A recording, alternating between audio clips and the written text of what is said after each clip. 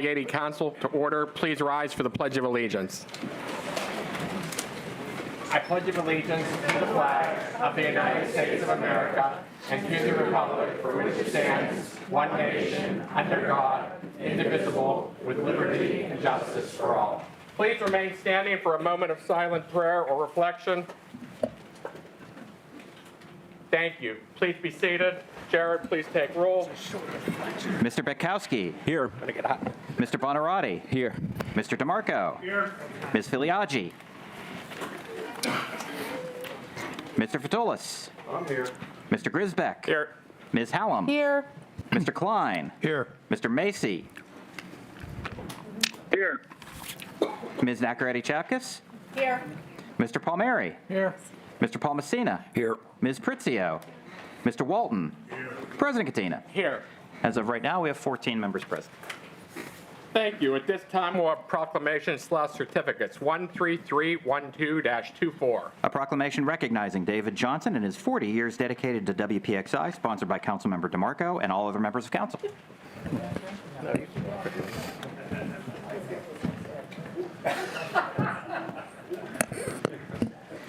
Hey, congratulations. Thank you. Congratulations again.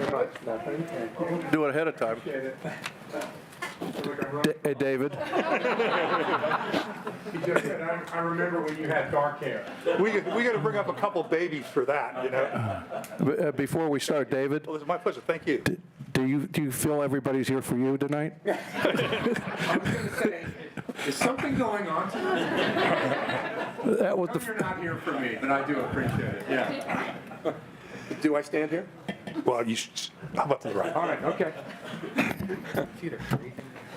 Folks, anybody that's grown up in this area has grown up watching local television stations in the news. And one of the things that we've seen over the last many years is we have fixtures here in our community. The man standing to the right of me, David Johnson, is one of those fixtures. And upon his recognition of his retirement, we wanted to offer a proclamation recognizing that. And I'm so pleased and happy that you were able to join us tonight so that all the members of Allegheny County Council could honor you. I'd like to read the proclamation. Whereas there are no secrets to success, it is the result of preparation, hard work, and learning from failure. That quote by Colin Powell depicts the true essence of Mr. David Johnson in his 40 years dedicated to WPXI. Now, if you think that 40 years makes you sound old, remember, I've been around this entire time watching too. Just say you didn't grow up watching me. Yes, okay.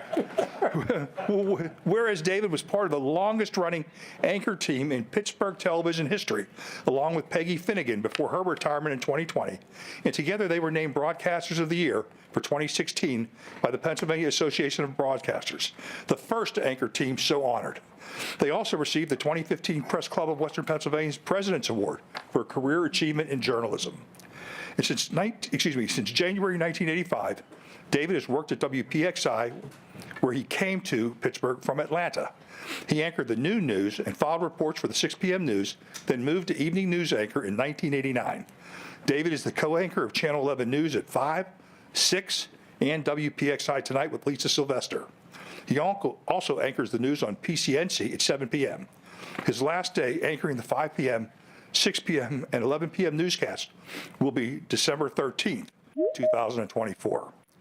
Now, David has won several Emmy Awards for his work at WPXI, as well as a number of Pittsburgh Unknown Press Club. participant is now joining. Unknown? Must be Suzanne. He has covered major national stories, including the Democrat National Convention in 1988, space shuttle launches, the 1989 San Francisco earthquake, the Oklahoma City bombing, and 9/11, among others. He also has appeared on NBC Nightly News covering the trial of the Tree of Life shooter. But he considers the Q Creek mine rescue his favorite because he covered it from start to finish, and it ended with all 9 miners rescued alive. Since 2002, David has volunteered weekly at the National Council of Jewish Women's Children's Waiting Room at the Family Court Building, babysitting the children of litigants and jurors. In addition, David has a long history of volunteer work with St. Barnabas Health. David has also worked on the air in Gainesville, Jacksonville, Chattanooga, Orlando, and Atlanta. It was in Atlanta at WSB-TV that David and his wife Nancy, who can be seen on WQED during pledge breaks and cooking shows. The couple has 2 sons, Michael and Eric, who are native Pittsburghers. And now, therefore, be it resolved that I, Allegheny County Council Member Sam DeMarco, do hereby recognize and congratulate David Johnson upon the occasion of his 40 years at WPXI TV, and I commend him for all that he has done during his 40 years in broadcasting. David, thank you.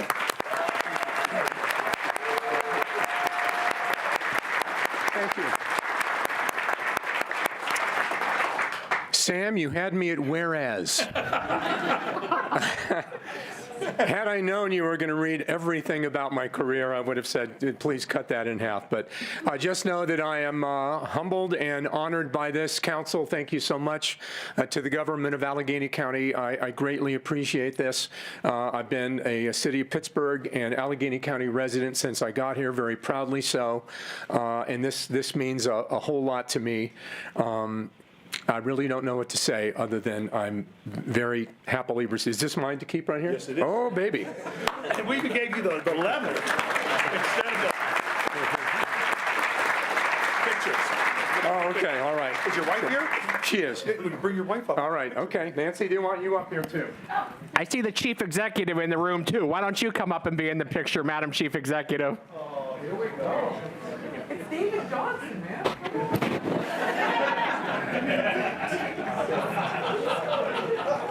Congratulations. Thank you, Sarah. I'm here for you. No, come on.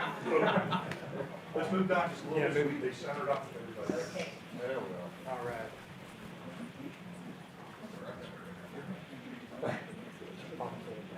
I can't see it. There we go.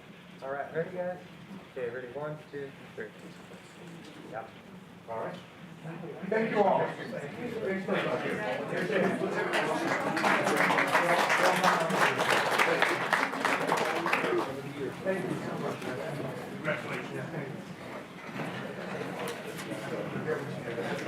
All right. Now on with the show. Really. 13313-24. A proclamation celebrating Monroeville Public Library's 60th anniversary, sponsored by Councilmember Nakaradi Chapkus.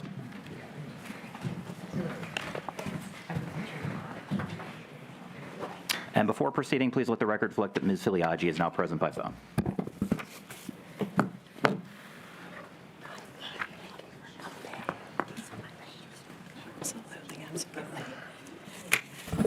Well, it is my honor to welcome Monroeville's Public Library and Nicole and Pamela to be with us this evening to share in their celebration this year. So I hope that all of you can think back of a time when you all applied for and received your first library card. And I'm sure you see the joy on children's faces as they do that today, which might be a digital card now at this day. I don't know. Do you still have a physical Yes. card? Yeah, you Okay, can do good, it. good, good. Something about holding a library book in your hand and a card in your hand, that's so important. So I have a quote I'd like to share, actually two. Library books are the treasured wealth of the world and the fit inheritance of generations and nations. I'm sure you live and breathe that every day. That was by Henry David Thoreau.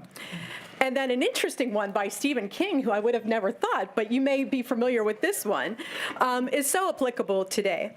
Books are uniquely portable magic, and libraries are the sanctuaries where this magic is kept alive for all to discover.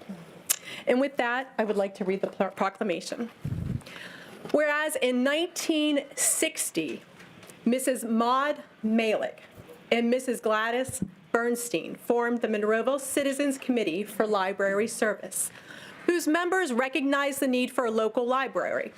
In October of 1960, the Monroeville Borough Council passed an ordinance which stated that if the citizens of Monroeville provided land and raised money to build a library, it would be supported thereafter with local tax funds. And whereas a library board was formed with Mrs. Maud Malick as its president, with support from Dr. Richard Oriani, they spearheaded the planning, development, and fundraising for Monroeville's first public library. And whereas construction continued through the winter of 1964, while community book drives took place to help fill the library shelves with more than 4,000 books. On November 3rd, 1964, Monroeville Public Library, located at 4000 Gateway Campus Boulevard, Monroeville, PA, opened its doors to the public. The two-story facility included a young people's collection, reference section and adult reading areas on the upper level, and a children's room on the lower level. And whereas for 60 years, MPL has connected users to resources that educate, programs that inspire, and services that empower, allowing residents to achieve their personal goals and enhance the quality of their lives. Today, the vision of Monroeville Public Library is to be a community center where opportunities for learning, creating, and connecting are available and accessible to all. MPL's resources include traditional print, digital materials, up-to-date technology, and hands-on programming for all ages, melding the 21st century drive for technology and individual discovery with the timeless need for education and community. And whereas the library has also expanded and evolved to include such features as computers, a teen collection, movies and music sections, book clubs and game nights, and a maker lab with equipment ranging from sewing machines and a long arm quilter to a glow forge and Cricut.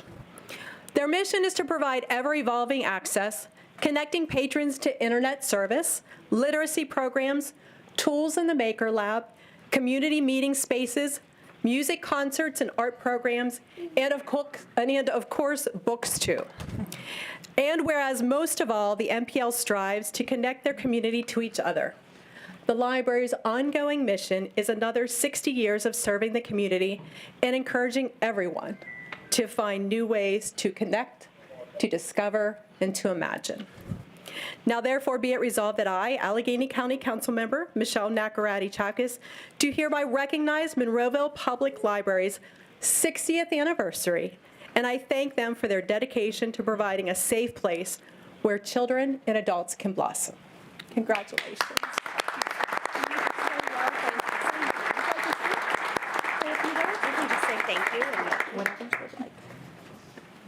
Thank you so much. We are so honored. We are there every day to serve the entire county, as are all of our libraries in Allegheny County, thanks to what all of you do. And so please visit. If you're not on our side of the county, visit anyway, but you can also visit your local library.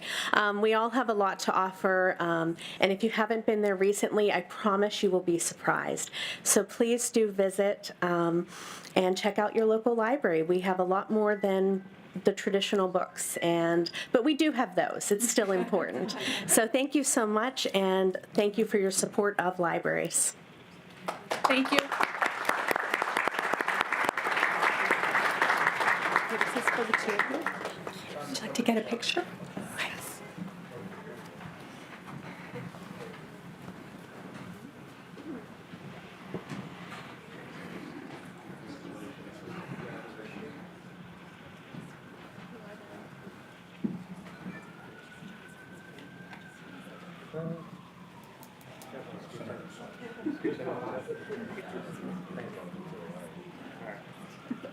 Okay, ready, one, and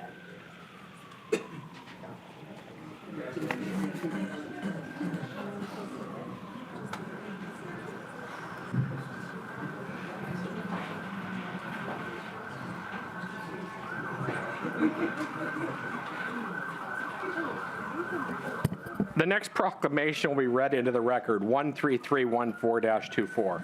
A memoriam proclamation honoring and recognizing the life of Edward Cloon, sponsored by Councilmember Pritzio. Thank you. We'll now have public comment on agenda items. Before I begin, I want to start out by thanking everyone for their interest in the 2025 budget process and for taking the time to be with us tonight. I want to remind everyone to please be respectful of all commenters, whether you happen to agree with their remarks or not.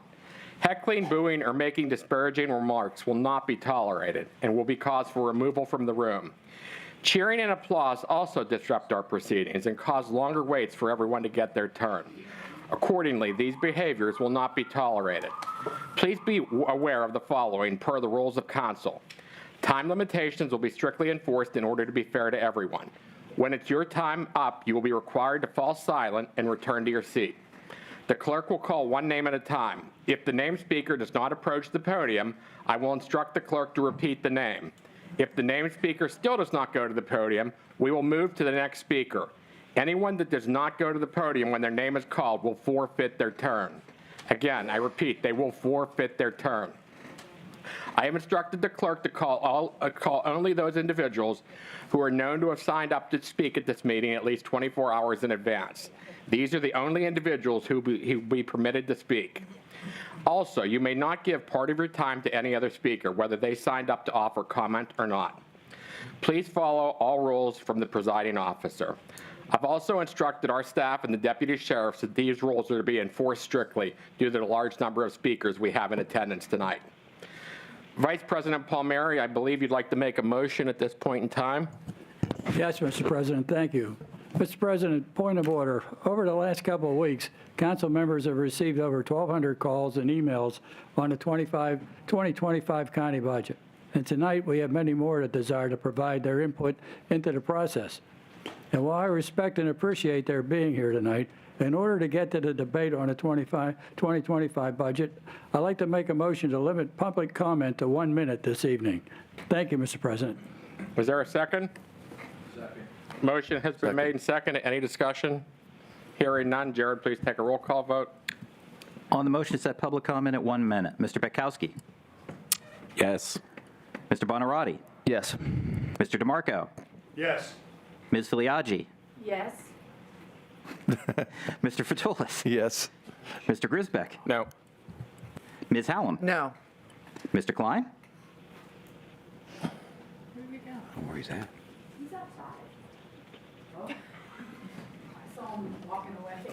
Mr. Macy. Yes. Ms. Nacarati-Chapkus. No. Mr. Palmieri. Yes. Mr. Palmestina. Yes. Ms. Pritzio. Mr. Walton. Yes. President Katina. Yes. Ayes 10, noes 4, with 1 member not present for the vote. The motion passes. Okay, we'll now have public comment on agenda items. Go ahead. First is Benjamin Chizar.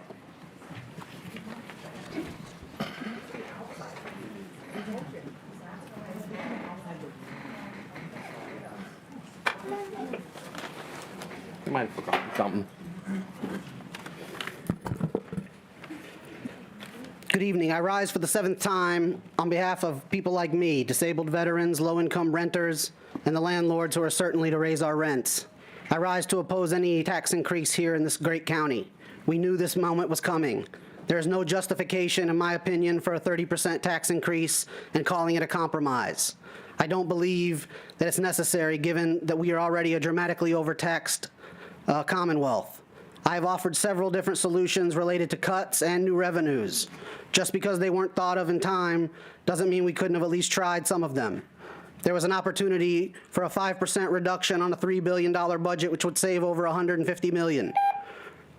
Considering a reduction of salaries, 2%, 5%, 10%.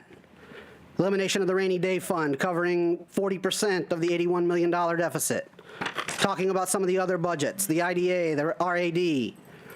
Do we really need 3 county police departments? Please vote no. May God bless Allegheny and all who call her home. Thank you. Thank you.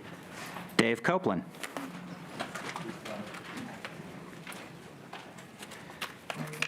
Hi, Dave Copeland with the Human Services Center, Mon Valley. Here on behalf of the people we serve, I want to thank each of you for leveraging the full amount of money in state match for the Department of Human Services. In April of 2023, at a candidate roundtable hosted by the Pittsburgh Foundation and the United Way, the nonprofit community asked all candidates for county executive to leverage all that money. All 7 candidates said that they would. And the current county exec actually put forth a budget that did just that. Draws all of our funding down from Harrisburg. We want to thank you for supporting a budget that does that. The true measure of any society can be found in how it treats its most vulnerable members. Gandhi said that. We want to thank you for protecting human services and standing up for the most vulnerable among us. 12 seconds left. Dr. Andre Samuel, or Samuel. Dr. Andre Samuel. Emily Bourne. Emily Bourne. Matthew Case. Matthew Case. Shuo Lee. Shuo Lee. Ian Price.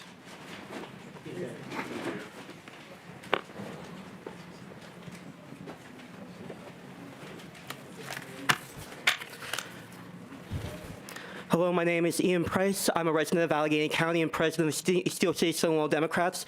I would like to stress to the County Council tonight the importance of fully funding human services and getting the full match of state matching money. The LGBT community is vulnerable to housing instability in ways other communities aren't and overlap with so many other communities, including the youth who have so many problems with, LGBT youth have so many problems with housing instability, disabled people, seniors, veterans, people of color, people with disabilities. I know so many people in my lives who struggle with housing instability and have myself at points in time. What we do with the Department of Human Services is we stabilize the lives of these individuals, we stabilize our communities, and we stabilize the county. I want to impress upon all of you that you can't come to Pride in June and defund the LGBT community in December. Thank you very much. Sharon Downey. Say it again? Sharon Downey. No. Nicole Rosito. Say it again? Nicole Rosito. No. Pei Chen.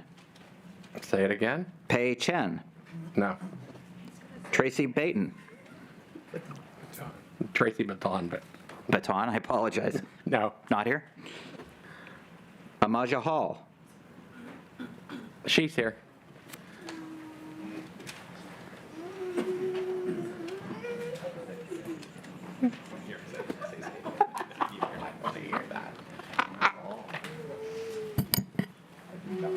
Say it again. Say it again. Say it again. It's going to get old by the end of the evening. No, it's going to get old by the end of the first page.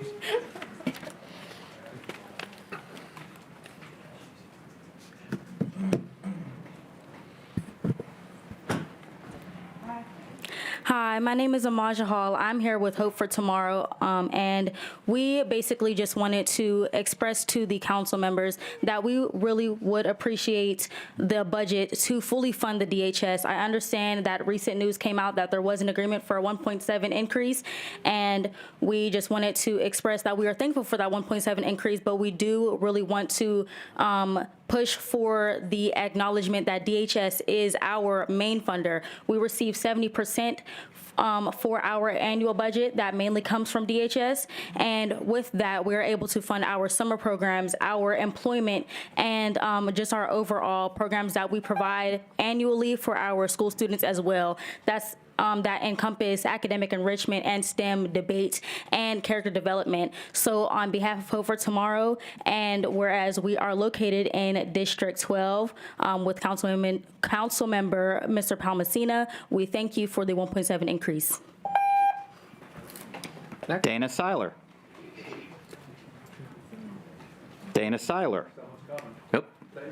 No, she's just getting up. Next. Kim Lucas. Kim Lucas. No. Chisa Darwin. Chisa Darwin. No.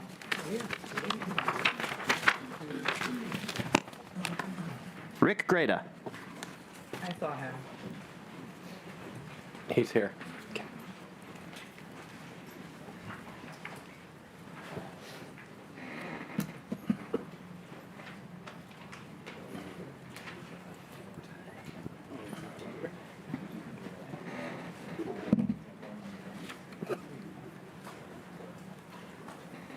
Good evening, members of council. I want to thank you for your hard work.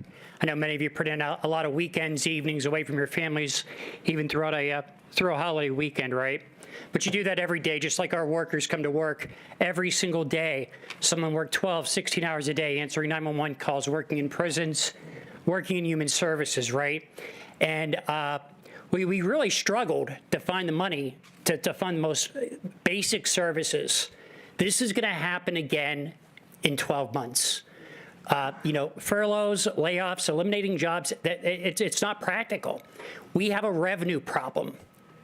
I'll say it again, we have a revenue problem. We don't have a spending problem. We have to have a more transparent process so workers know what's going on throughout the budget process. And, we need you guys to continue leading the county in making sound fiscal decisions, but we need a living wage. And we've accomplished that with the new executive, I think, but we have to continue in that direction. I apologize for the going over. Thanks. Mary Ruth Kelsey. Mary Ruth Kelsey. Not here. Teresa Stuvance Green. Teresa Stuvance Green. Not here. Warren Hamill. Warren Hamill. Nope. Don Duffy. Don Duffy. No. Joanna Deming. Joanna Deming. No. Vincent Segola. He cedes. Okay. Thank you. Thank you. Monica Ruiz.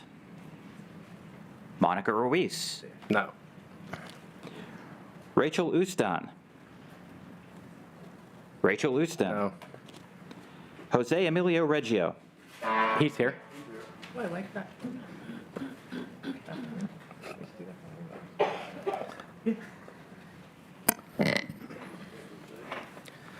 Good evening. My name is Jose. I'm a volunteer with the Latino Community Center, and I'm here today to speak in support of programs that are funded by the Department of Human Services. Council members, on the way to the courthouse today, how many red cars did you see? That's right. How many cars of the color red did you see today? While you think about that question, let me tell you about the Soy Beechwood After School program.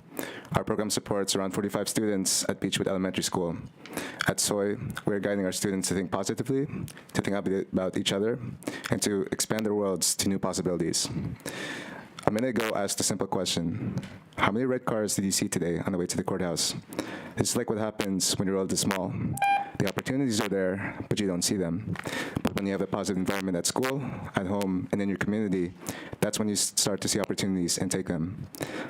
That's why I'm speaking in support of the programs of the Department of Human Services, as well as the Soy program at Beechwood Elementary School. Thank you.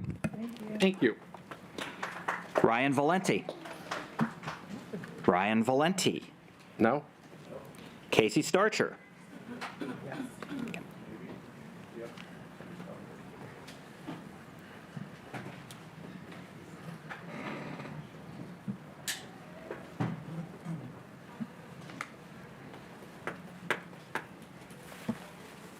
Hello, my name is Casey Starcher, and I'm here today as a member of the Service Employees International Union and as an employee of Allegheny County. I just came to tell you all a bit about what we do every day for all of you. At the medical examiner's office, we're the folks who make the hardest days of your life just a little bit easier. We are there to give you answers about what happened to your loved ones when they pass. At 911, we're the ones who answer your call. We dispatch responders to help you in the most dire moments you'll ever experience. At Kane Community Centers, we're the ones caring for elders who need someone to show up for them every day. At Children, Youth, and Family Services, we're the people stepping up to give children who need it a safe and supportive place to live. We're here for you when you need it. We're your neighbors. We want to continue to be here for you. So a few dollars a day is nothing compared to the services we provide for you every day. Every single person in this room and every single person in this county deserves a budget that will support our work. Thank you. Thank you. Next. Cassandra Masters. Cassandra Masters. Next. Tim Redmond. Tim Redmond. Next. Amy Kolick. Amy Kolick. Next. Karen Dreyer. Karen Dreyer. Next. Colleen Young. Colleen Young. That's her. She's here. Oh, she's here.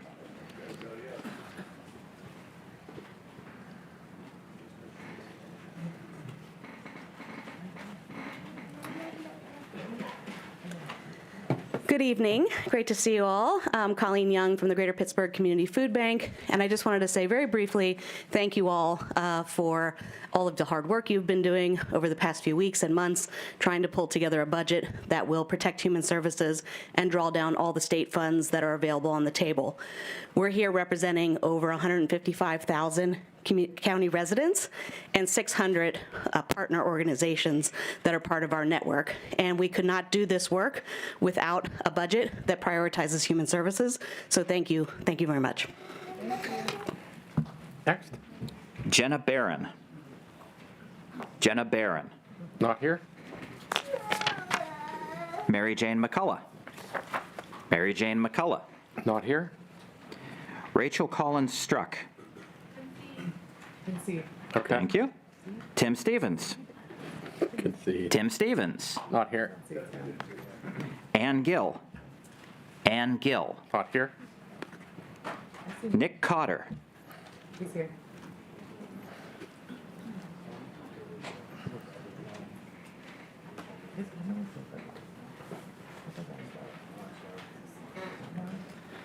Sup, everybody? Nick Cotter. Last time I was here, I talked about and implored for you guys to save and fully fund human services and particularly protect our violence prevention programs. And guess what? You did. Thank you so much for listening and going to the 1.7 increase, which will fully fund our services and protect our violence prevention people, some of which are in the audience.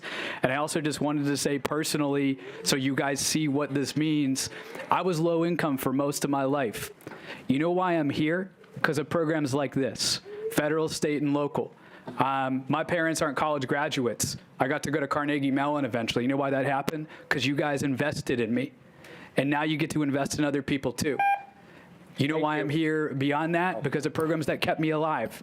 So thank you so much for what you guys do, because the more you do that, the more people like me will be here doing my dream job at DHS. So thank you so much. And we go hard for when you guys want to make a right decision, and we'll go hard to say how much you guys did good here. So thank you so much for what you did tonight. Appreciate you. Thank you. Next. Tiara Collins. Tiara Collins. Next. Sam Schmidt. Sam Schmidt. Next. Megan McNamee. Megan McNamee. Next. Kashif Henderson. She's here. Or he's here. Sorry.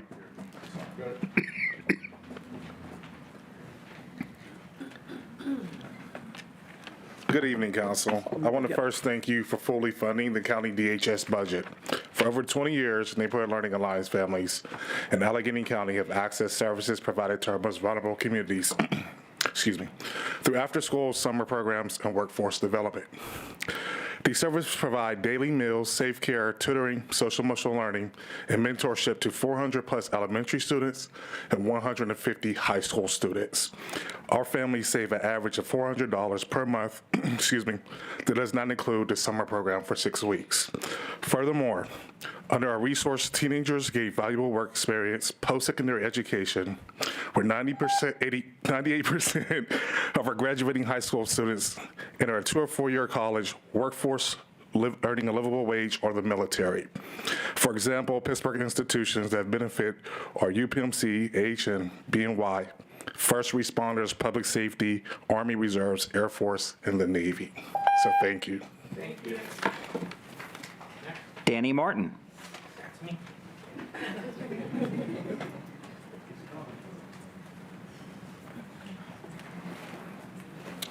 Hello, everyone. My name is Danny Martin. I work at the AIU, Steel Valley Family Center.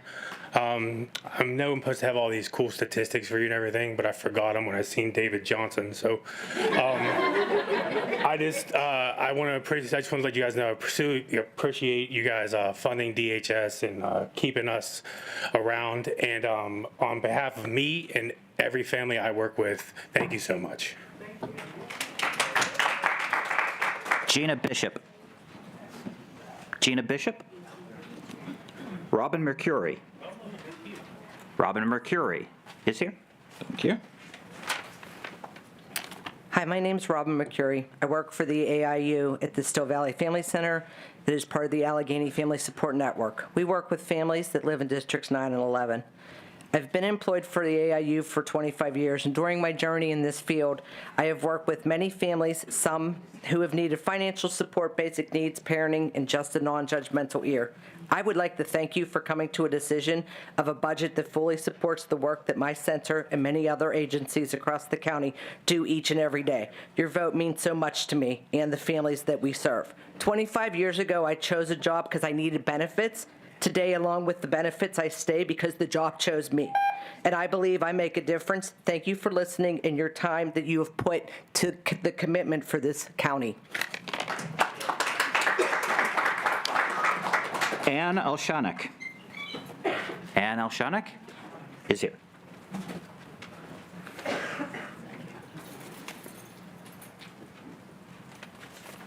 Hi.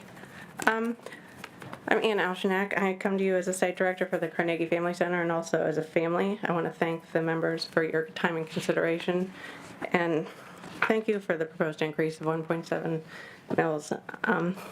I was a family at the Family Center over 25 years ago, and thanks to the help of the Family Center and the support there, I have been a family member of the Family Support Network for 25 years. So I thank you, and I hope to continue this work. Thank you. Thank you. Brenda Davis. Brenda Davis?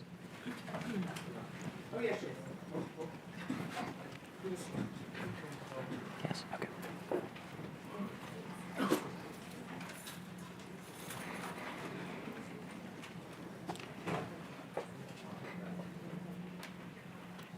My name is Brenda Davis. I work for the Department of Elections. I worked for Allegheny County for 17 years and a resident here.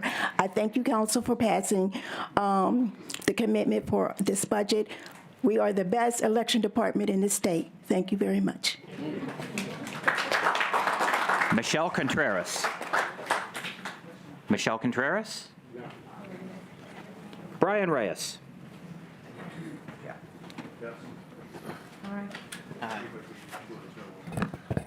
Hello, members of the council. I'm a little bit nervous right here. I come from Puerto Rico since 2021. It was a year when my precious child was born. She was born with a condition that needed a transplant. She got it 5 months ago, thank God. When I was coming here from Puerto Rico, there was a lot of questioning. I was by myself with my family. My daughter needs care 24/7, so one of the sides is not working anymore. I'm a psychologist in Puerto Rico. She's a nurse. But we came here to Pittsburgh, all scared. We didn't know what we were going to do, and we found this Family and Immigrants Connection program that helped us a lot. And by founding this, we thank you guys for doing it. And I want to finish with this quote of a legend from our island and Pittsburgh that we share with you guys. And he said, "If you have a chance to accomplish something that will make things better for people coming behind you, and you don't do that, you're wasting your time on earth." Roberto Clemente. Thank you. Thank you. Next. Lynn Appman. Lynn Appman. Next. You. Laura Bosnick Thompson. Yes.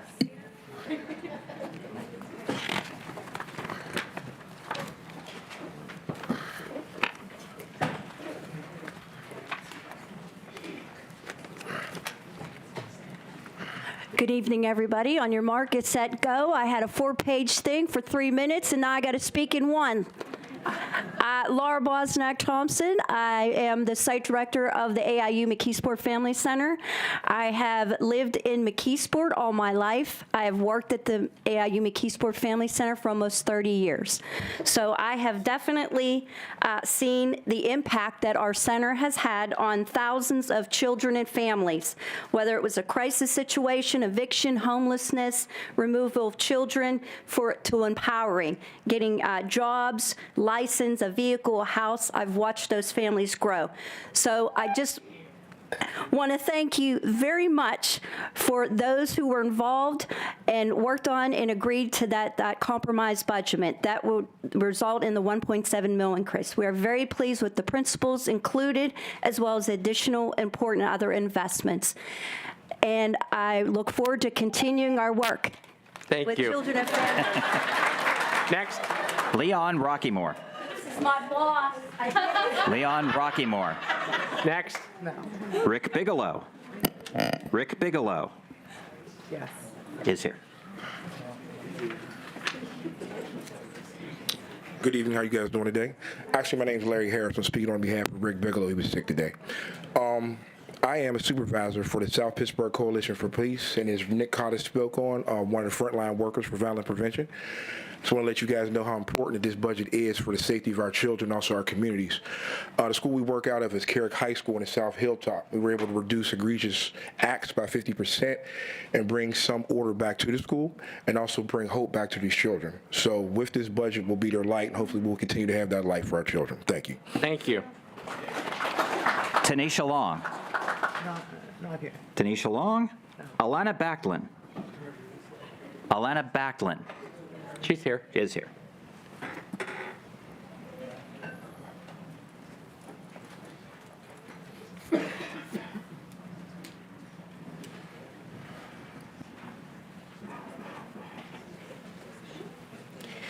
Hi, my name is Alana Backlund. I work in the health department. I'm an SEIU member and resident of Allegheny County. Just wanted to say that the work that we do within the health department and the county is really vital. It's very important, and we hope to continue to be funded because these programs, I see every day how the impact we have on people's lives, and that's one of my favorite parts about working for the health department. Thank you. Thank you. Next. Haley Passion. Haley Passion. No. Michelle Jackson. Quicker than me. Michelle Jackson. Yeah.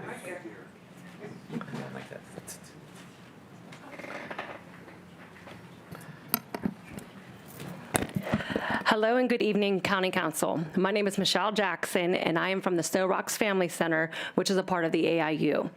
I would like to thank all of the council members who agreed to this 1.7 millage tax increase to help support and protect the family centers like mine, and all of the DH-funded programs. It's because of you all we are able to serve the families of Allegheny County. Thank you, and God bless. Thank you. Next. Darla Sherlock. Darla Sherlock. No. Scott Hollander. Here.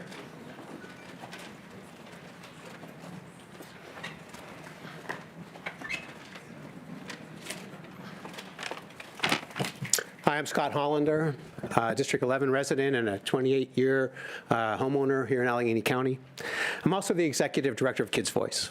Each year, Kids Voice helps more than 2,000 children involved in Allegheny County abuse and neglect cases who need DHS-funded services to keep them safe and protect them from harm and protect their futures. I'm in a sling because I just had rotator cuff surgery and I've yet to return to the office. Despite that, I signed up to speak tonight because I was very concerned that the Budget and Finance Committee's proposed 1.35 mil budget increase would leave $17 million in state dollars on the table for DHS, particularly when those funds provide critical services for the most vulnerable of our citizens. It seems that you have now reached a compromise that's supported by at least 10 of you to pass a budget resolution with a 1.7 increase that will fully fund CYS and DHS. You and County Executive Innamorato, Thank you. Thing, even though it wasn't easy. On this Giving Tuesday, following Thanksgiving, you gave the biggest gift of all. Move on. Alicia Romano. Alicia Romano. Next. Grace Evans. Here. Here.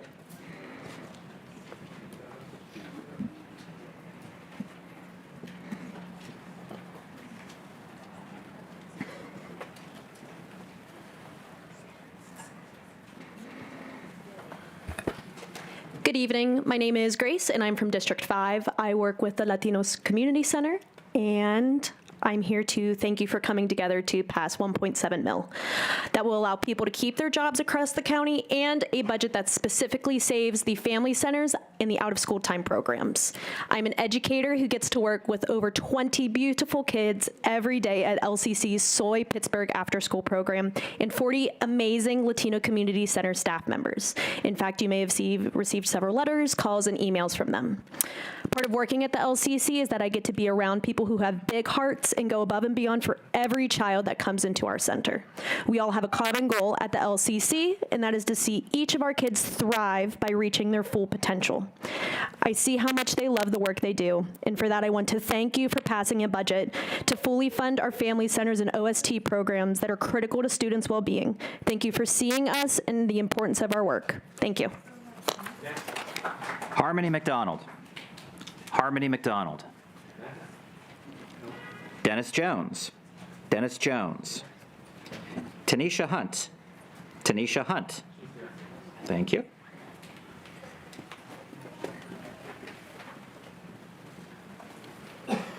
Good evening. My name is Tanisha Hunt. I'm a homeowner in the district of Councilmember David Bonarotti, and I would like to thank you for the opportunity to speak.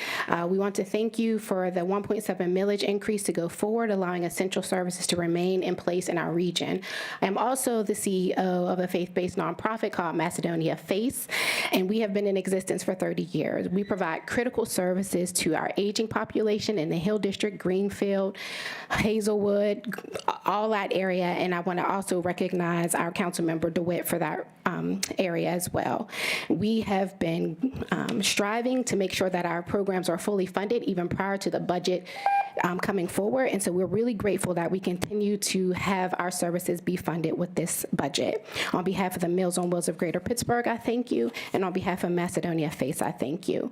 There was an important poem that goes, everybody was sure that somebody would do it, everybody thought that anybody would, but nobody did. But I want to thank you for being the somebody today. Thank you. Anna Hollis. Anna Hollis. Next. Dorothy Stubbs.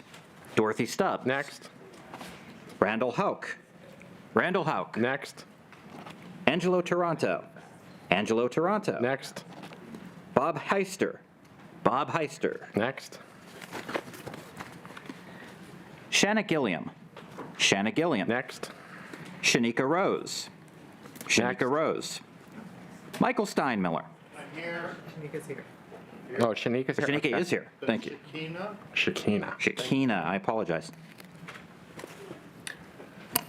Good evening, Council. It's so good to be here. My name is Shakina Rose. I'm an ally and supporter of community-based organizations that you're currently funding, such as TransUniting, Proud Haven, and Hughes Wellness Foundation.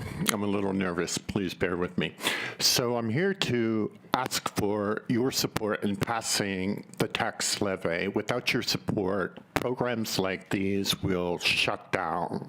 Currently, we are understanding the political environment that surrounds trans care, and here in this city, this county, we certainly approve, and we are a part of the community. The mayor has acknowledged us. Your continued support will allow for so many trans youth and adults and family members to be able to be supported through these organizations. Thank you for your time. Next. Michael Steinmiller. Thank you.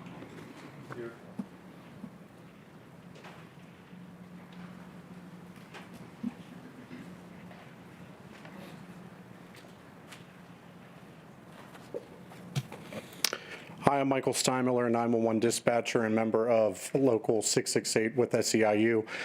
We've come a long way from the days of the pandemic where our staffing levels were critically low and we were forced to work 12-hour shifts to make sure every call was answered. Now with our staffing levels approaching a fully staffed level, our focus is shifting to maintaining a healthy and stable work environment that not only puts the workers first, but retains the skilled workers we have. We handle about 1.4 million calls a year from the residents, businesses, and guests of Allegheny County. We're now calling upon you to continue to support and fund Allegheny County emergency services to avoid returning to the struggles we faced in previous years. Personally, as a taxpayer of this county, I support the administration's proposed budget. I look at it this way. If my favorite pizza shop told me they had to raise prices and they were debating on raising the prices $1 for each pizza. Thank you. You'd still buy it. I'd pay it. Next. Joellen Marsh. Joellen Marsh.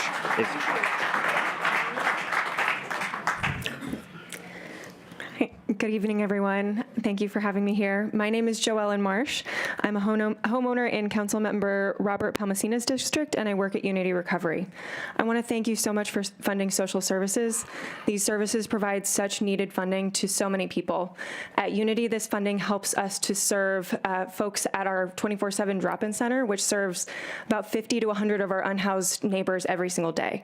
It also helps to fund our reentry program that works with people in the jail, and our residential building that serves over 36 people every single night and makes them have housing so they don't have to be outside in the cold. There are so many people who are becoming unhoused for the very first time ever, and it's really, really difficult and traumatic. So thank you so much for funding emergency rental assistance and for funding organizations like Unity that provide these services. Thank you very much. Thank you. Steve Catanese. Steve Catanese is here.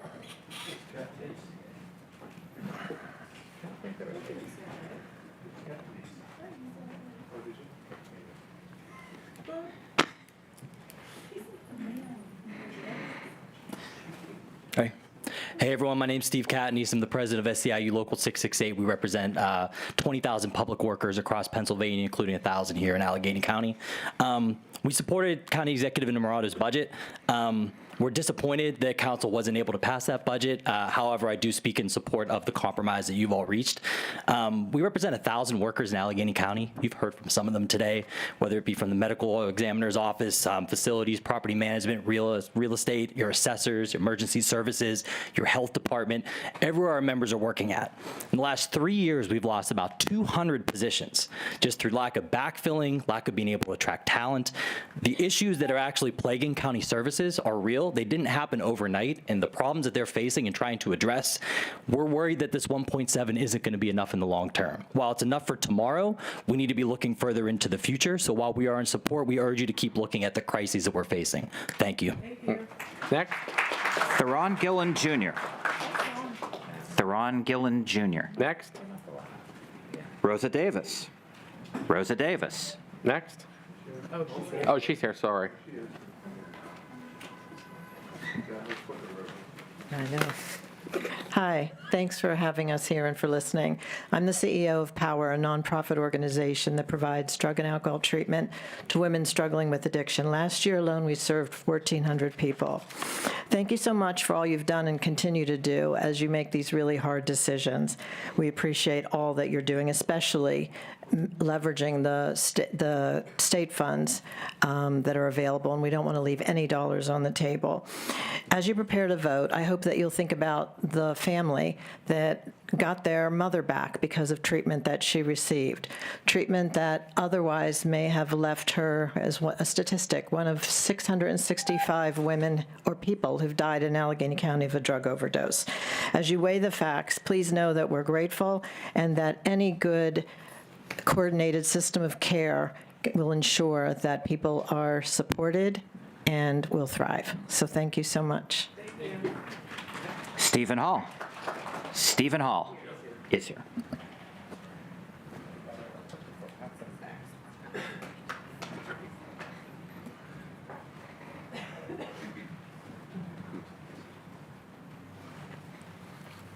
Good evening, Council. My name is Stephen Hall. I'm the Executive Director of Community Options. We work with adults with intellectual and developmental disabilities, specifically adults with autism. We also work with youth as well.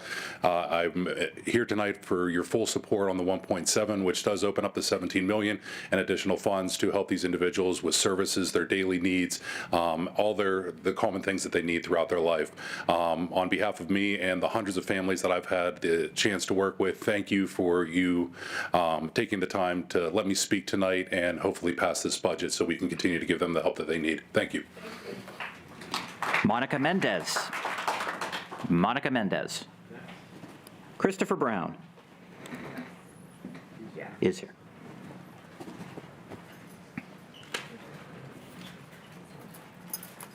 Good evening, council members, council president, county executive. My name is Christopher Brown. I am the alternate shop steward of county elections. I am also a SEIU member, and I'm also the chapter rep of County Miscellaneous Committee. We need a county budget that supports development. We come to work and give our all. We strive to make Allegheny County a better place for everyone. Thank you so much for coming with a budget. Have a good night. Michael Thomas. Michael Thomas. Next? Oh, yes. Oh, no. Wait, over there. You don't need to tell him he needs to move quicker.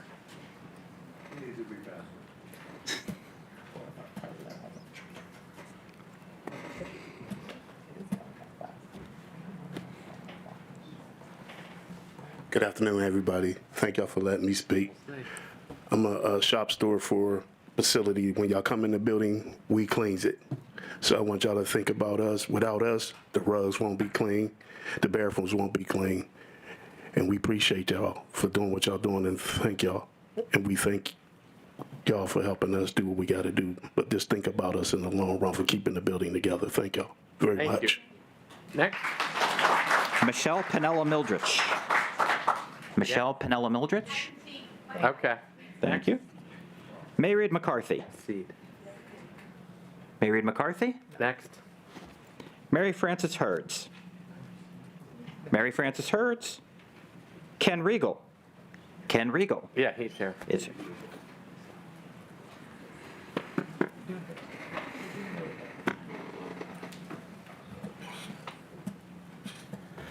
Good evening. I'm Ken Regal. I'm the Executive Director of Just Harvest, the food justice advocacy organization here in Pittsburgh. I'm also a homeowner in District 10.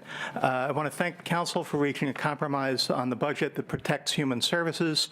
I hope that in the spirit of compromise, we will see a 15-0 vote in favor of that budget. I want to, in particular, note the importance of the Allegheny Go program launched this past year to make transit affordable for the very lowest of income people here in the community, and the urgency of that.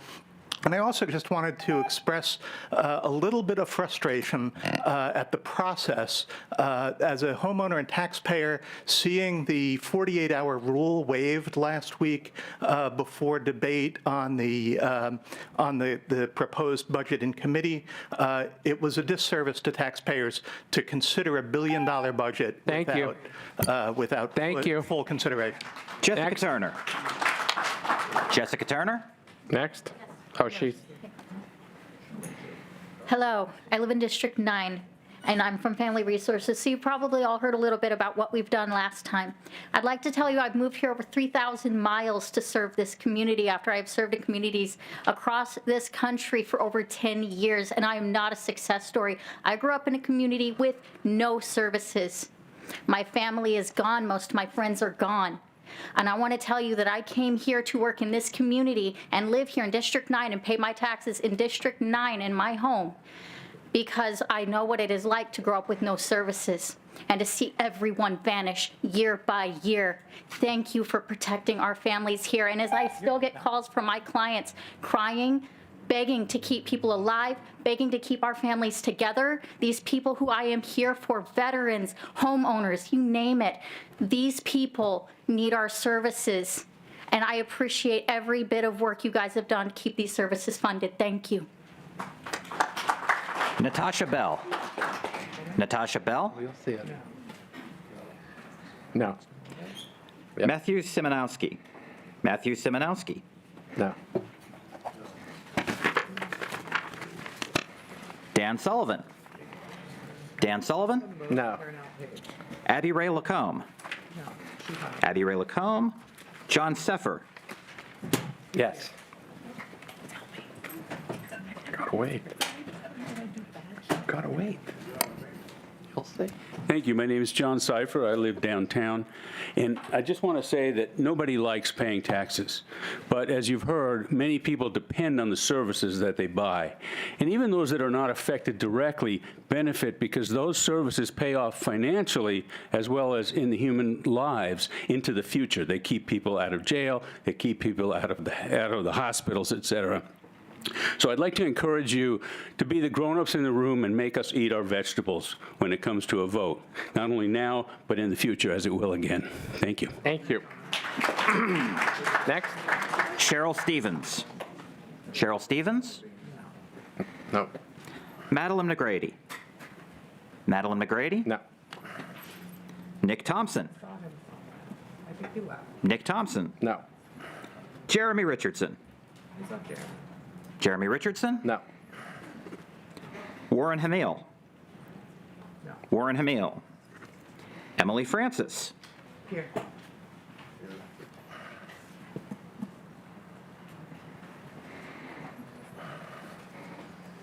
Good evening. Hi. My name is Emily Francis, and I am speaking on behalf of the members of the Greater Pittsburgh Nonprofit Partnership. And we'd like to thank you for supporting a budget that funds human services and fully leverages a match. I would also like to offer GPNP as a conduit for staying engaged on the issues we face. Every one of you has incredible nonprofits in your districts. We can support site visits, facilitate roundtables, or share messaging to keep these lines of communication open in advance of similar discussions that are absolutely going to continue to happen in the future.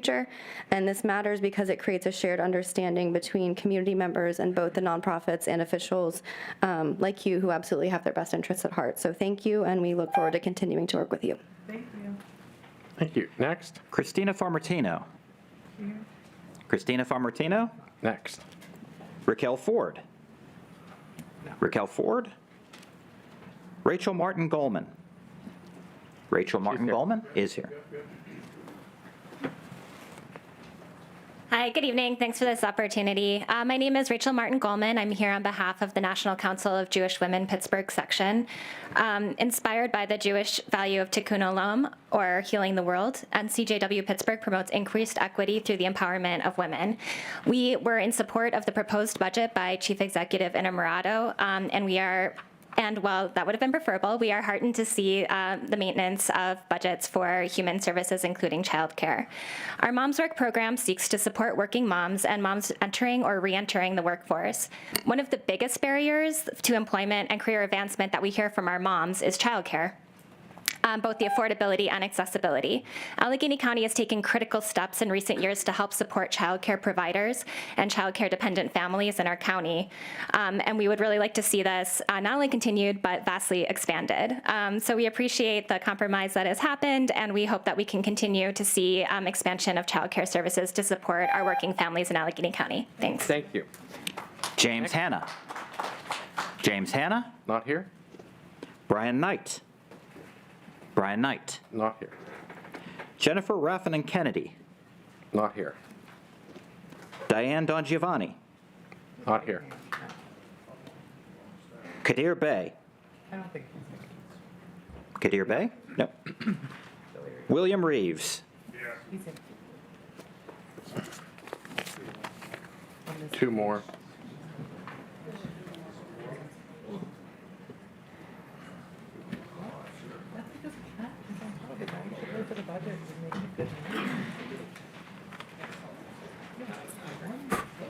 Thank you for your patience. Good evening, members of council, county executive. My name is William Reese Ferran. I'm a resident of North Fayette in District 4 and the project manager for decarbonization with Pennsylvania United. Recognizing that this was the first time in over a decade that county council has been called upon to move on a mileage increase, I want to point out that a yes vote for the agreed upon 1.7 mileage increase is a commitment to protect thousands of county jobs, strengthen protections for our most vulnerable residents, and preserve key county DHS services that so many of our residents in the county depend on. A yes vote is a commitment that sets a precedent towards ensuring fully funded county budgets in the future. Thank you all for those who plan to vote yes. Thank you. Next. Silas Russell? Silas Russell? Not here. No. Angela Gresham? She's here. Good evening. My name is Angela Gresslam, and I'm here today representing Healthy Start, where I serve as the director of Hello Baby. I would like to take this opportunity to thank those who have worked tirelessly to negotiate a balanced budget today. This thoughtful approach will ensure that the county budget remains balanced and guaranteed to fully fund DHS and sustain essential matching grants. These investments are already making a profound impact, as demonstrated by the incredible achievements within the Hello Baby program over the last 4 years. years, we have had families gone from homelessness to home ownership, from joblessness to stable employment, just to name a few of our many successes. Today, I urge Council to vote in favor of the proposed budget, which includes the 1.7 millage increase. This increase is critical in ensuring the important work done by Hello Baby, our partners, and all county-funded programs, that they would continue to provide transformative services in our county. Thank you. Thank you. I believe that wraps it up. That's it. Okay, we'll move on to unfinished business. Committee on Budget and Finance for the second reading, 13264-24. An ordinance of the County of Allegheny, Commonwealth of Pennsylvania, establishing the tax levy upon all real property subject to taxation within the limits of Allegheny County for fiscal year 2025, sponsored by the Chief Executive. Mr. Palmacina, I believe you have an amendment to offer for this bill, but we'll need to waive the 48-hour rule first. Yeah, I'd like to make a motion to waive the 48-hour rule, please. Second. Okay, is there any discussion? Hearing no discussion, all those in, or does anyone object? Do we need a roll call for this? Let's go ahead and do a roll call. On the motion to waive the 48-hour rule, Mr. Betkowski. Yes. Mr. Bonarotti. Yes. Mr. DeMarco. Ms. Filiaggi. Mr. Fatulis. Yes. Mr. Grisbeck. Yes. Ms. Hallam. Yes. Mr. Klein. Yes. Mr. Macy. He's on 10. Ms. Nacarati Chapkus. Yes. Mr. Palmieri. Yes. Mr. Palmacina. Yes. Ms. Pritzio. Yes. Mr. Walton. President Katina. Yes. Ayes 13, noes 1, with one member not present. The motion to waive the 48-hour rule passes. Mr. Palmacina, you may now move to adopt Amendment Palmacina 1. Yeah, I'd like to make a motion to adopt Amendment Palmacina 1 and ask for a second. Second. Motion has been made and seconded. Discussion? Any discussion? It's coming around. Could we get an explanation from Yeah, Councilman this Palmacina? millage is amended is necessary to balance the operating budget amendment that I'll be introducing when we get to it. And it's already been circulated to all council members. It's coming around now. This amendment would increase the millage to 1.7 instead of 1.35. Go ahead. Given the fact that I think it's rather difficult for members to vote on a millage without fully understanding what's in the operating budget, do you think it would be appropriate at this point to discuss what that operating budget would contain? Yeah. You have the second page of that? At this point, I do not. I received it earlier today, so I personally did have time to review it. We don't have that in front of us. Okay, you have this?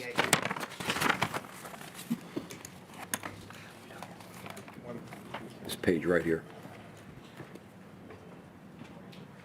What do you want each department? Go ahead and pass out the other one. Yeah, they have it.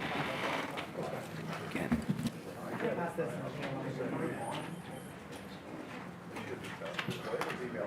Yeah, I know.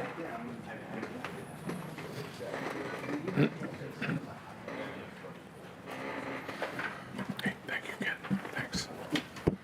If you want, I can read it, or we can just pass it around so you can look at it for yourself. It's pretty self-explanatory. Took them apart. Yep.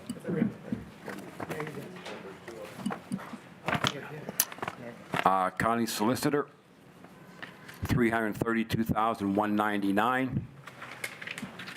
Salary and fringes, Public Defender, $407,952. Election Board salary and fringes, $597,635. Salary and fringes, Information Technology, $672,497. Salary and fringes, Police, $553,106. Salary and fringes, Court of Common Plea, $440,536. Salary and fringes, Sheriff's Office, $1,081,693. Salary and fringes, Treasurer, $351,989.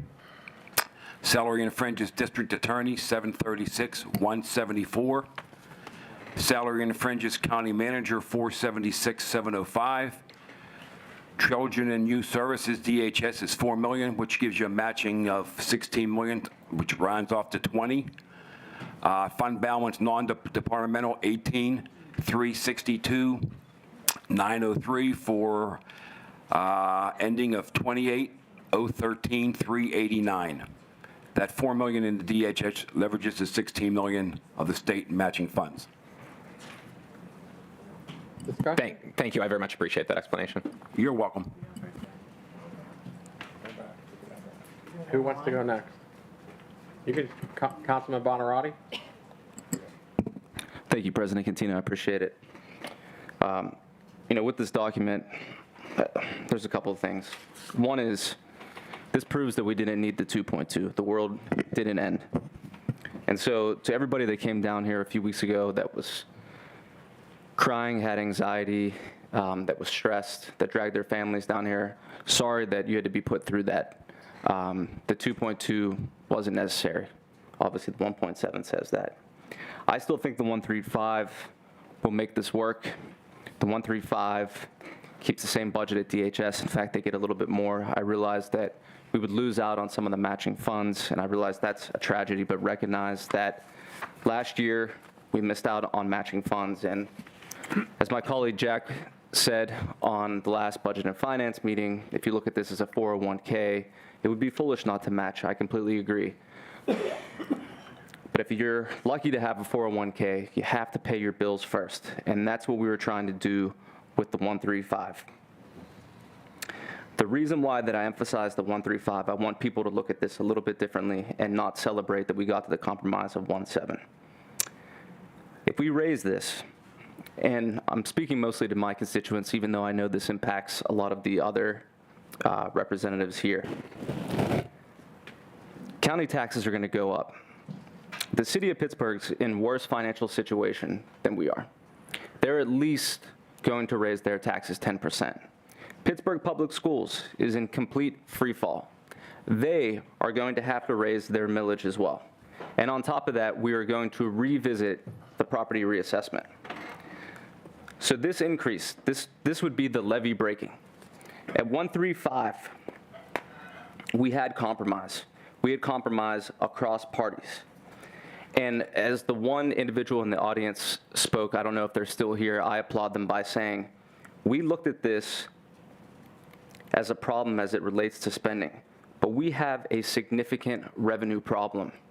This still doesn't solve the formula that we use to fund all of our services. The world completely changed with the pandemic, and we have yet to embrace that change. Downtown Pittsburgh is not coming back, at least for not a long time. And now that burden falls on to the residents of Allegheny County. And we have no growth in our county, absolutely no growth, no revenue. I want to share these numbers with you because this is the reality that we're facing. It's not easy just to say we're going to increase taxes because it doesn't solve the problem. Allegheny County, 1970, we had 1.6 million people. Today, we have 1.2 million. That's 400,000 people less. The city of Pittsburgh in 1970, we had a little over 500,000 people. Today, we have 300,000 people. That's a loss of 215,000. Now, I want to name a few other cities in the United States. Columbus, in that same time period, has gained 375,000 residents. Austin, Texas, has gained 750,000 residents. Nashville has gained 250,000 residents. Denver has gained 200,000 residents. Jacksonville has gained 500,000 residents. Charlotte has gained 700,000 residents. If these numbers don't show you the problem that we're facing, then I don't know what to tell you. 135 would have been a great stepping stone. It would have given us time to try to solve the problem, the formula that's at stake here. And this is not going to get it. And I know there's so much representation here from DHS. I want to give you all the money that you need. I want to help you. But I'm telling you, this is going to put us at a disadvantage in the future. And I say this, and I'm not speaking to my two Republican colleagues here, but I'm speaking as a Democrat, as a member of the Democratic Party. Republicans are salivating at the fact that it's going to be a 1.7 million increase. We have a big change that happened in November, okay? And this is going to fall into the lap of the Democratic Party that there's going to be an increase. And my biggest fear with this 1.7 increase is that for the members here that are up for election that are Democrats, if they lose to Republicans, then next year, all of that funding that is going to happen, that is all going to go away. I'm just telling you that now, that be prepared for all of that to go away. So yes, this gets us another year, but don't be shocked because people pretend like they're always shocked. Don't be shocked if that happens. So I'm telling you that today, be prepared for what's going to happen. We had a compromise, and now we've balked on it. Thank you. Councilman DeMarco? Thank you, Mr. President. I'd like to echo some of what my colleague here said. To all of you folks out there in the audience, particularly who work or your providers, who work for contractors, agencies, or your employees of those agencies for DHS, I want to apologize to you for you having been cynically played by this administration. You were told that if we didn't approve this 2.2 mil budget, that your programs, your jobs, and all of that were in jeopardy. You were told that with the 135 millage compromise that had been done, because you were going to lose $17 million in a county match, that all of a sudden the sky was going to fall in. I don't know that anybody out there really understands how much money we spend in human services other than Budget Director Tim Cox. So let me enlighten you a little bit, okay? In 2025 for the budget, we are scheduled to spend $1,549,341,611. That's an increase of $107,891,334 over just last year. When council members met and we were debating and we were saying we have issues with this budget, it was because in the last 5 years, 2019 through 2024, the average annual increase to the human services in the operating budget was 3.82%. So when you added up that annual increase over the entire 5 years, it came to 19.11%. This year, what was asked for, and the number that's been put back into this budget in the 1.7, is a 19.28% increase. In other words, in the 1 year, they've increased this more than has been increased in total over the last 5 years combined. This is the reason why council members, the folks that were concerned, got together and tried to come up with something that would address the structural deficit that we were facing, which was brought to our attention way later than it should have. We should have known about the financial problems in this county the minute the county executive and county manager's office understood they existed. For them to cancel a September budget meeting with members of county council is absolutely unacceptable. And the excuse we got was, well, we didn't give you more time, so you do the same thing you're doing now, which is fighting against it. So council was put under the gun with a limited time period to try to come up with our budget. Over a month ago, leadership of county council sat down with the county manager's office and told them they don't have 10 votes for 2-2. But no, the administration insisted that they did. So there was no negotiation going on. And that's why members of council got together and started to work on a budget of our own. Councilman Palmasina, our Budget and Finance Chair, did his best to try to come up with something that he felt would gain 10 votes. He met with the administration yesterday on this. He walked away believing he had a deal with a number, only to receive multiple communications asking him to take and support an even larger increase. Folks, you have been played. You have been used. The 1,200 emails, the communications, the speakers. I feel bad for you because you folks were told that if this didn't happen, all of your funding, your programs, your senior centers was all in jeopardy. But I just explained to you, this whole argument that council had was over $4 million in a budget of $1,549,341,611. I'm disgusted. I'm sorry, Mr. President. Thank you for your time. Thank you. Councilmember Filiaggi? Thank you, President Catino. Thank you very much. And I will say there is some frustration up here. It's palatable. You can hear it. And it's good to see that people are calm and they're glad that the resolution is something that's acceptable to you all in the audience. Clearly, that's not acceptable to the constituents in District 2. I get a lot of emails from them, and 10 to 1, 20 to 1, they're against the proposed budget, but not because they're against services. Please don't be judgy. They're against the lack of transparency, and they're also against the what they perceive to be no end in sight without also any sort of sunsetting, which is also part of the Home Rule Charter. So there is frustration. I would echo the thoughts of the hardworking members of this council, Councilman Bonarotti, Councilman DeMarco, and a lot of the other people that I've worked with. A couple of things I've learned for this process. And it is a process. It's a process that we as Americans are lucky to have. And you have some people who feel like they've won and some people who feel like they've lost. But in the end, we will go home, right? We were told, and from members of the council who've been here for a long time, I'm newer, that this was the most contentious budget, but it was the deepest dive that council has ever had to do because the other budgets have balanced. And what I would also say is that seems to be true, and it was also the most collaborative budget we've had, bipartisan. The citizens of District 2, that is what they've asked for, is also a bipartisan approach. This was a bipartisan approach that we started.